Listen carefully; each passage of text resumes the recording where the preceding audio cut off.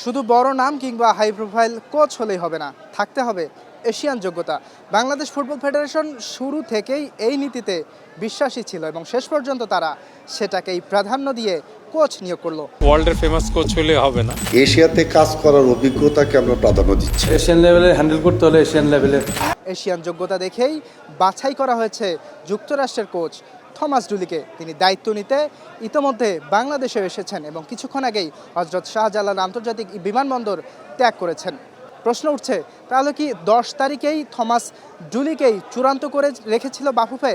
কারণ এই যুক্তরাষ্ট্রের কোচ তিনি দায়িত্বরত ছিলেন গায়ানা জাতীয় দলের, তবুও তিনি আচমকাই 11 মে পদত্যাগ করেন। তিনি যখনই পদত্যাগ করেন তখনই আসলে বাংলাদেশি ফুটবল ফ্যানরা একটা হিসাব মেলাতে শুরু করে, তাহলে কি বাফুফে থেকে সবুজ সংকেত পেয়েছেন কিনা। এবং তাহলে আরও একটা প্রশ্ন আসলে এখানে উঠছেই, যদি আগে থেকেই থমাস ডুলিকে নির্ধারণ বা চূড়ান্ত করেই রাখে বাফুফে, তাহলে কেন এতদিন কালক্ষেপণ বা এতদিন ধরে ক্রিস কোলম্যানকে নিয়ে এত আলোচনা?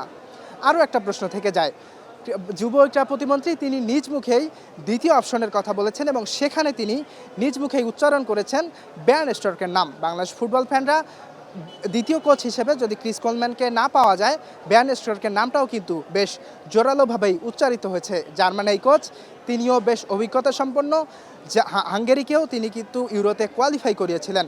আমাদের যে সিলেক্টিভ যে কয়েকজন কোচ আছে শর্ট লিস্টেড, তাদের ভিতর থেকে আপনার কোলম্যানের কথা শুনেছেন, আপনারা রবার্ট ব্র্যান্ড স্ট্রোক রয়েছেন, এরকম আরো কয়েকজন রয়েছেন। সে যাই হোক, আগামী 24 তারিখ থেকে বাংলাদেশ জাতীয় দলের ক্যাম্প শুরু হবে এবং সেই ক্যাম্পে বাংলাদেশ জাতীয় দলের ফুটবলাররা থমাস ডুলির অধীনেই ক্যাম্প শুরু করবে এবং আগামী 5 তারিখে বাংলাদেশের ম্যাচ আছে সান মারিনোর বিপক্ষে। ইউরোপে ভ্রমণ করবে বাংলাদেশ থমাস ডুলির, সেটি হবে আসলে প্রথম অ্যাসাইনমেন্ট এবং এটাই এখন আসলে দেখার বিষয়। বাংলাদেশের নতুন একজন কোচের আওতায় শুরু হতে যাচ্ছে, তিনি আসলে শেষ পর্যন্ত কি করতে পারেন। তবে সব কিছু মিলিয়ে ফ্যানদের বা সবারই একটা আক্ষেপ আসলে এখানে থাকবেই, বা বেশ কিছু প্রশ্ন আসলে এখানে থাকবেই। যদি আগে থেকেই থমাস ডুলিকে নির্ধারণ করা হয়ে থাকে, তাহলে কেন এতদিন ধরে ক্রিস কোলম্যান কিংবা বেয়ার্ন স্টর্ককে নিয়ে এত আলোচনা? সেটার আসলে পেছনে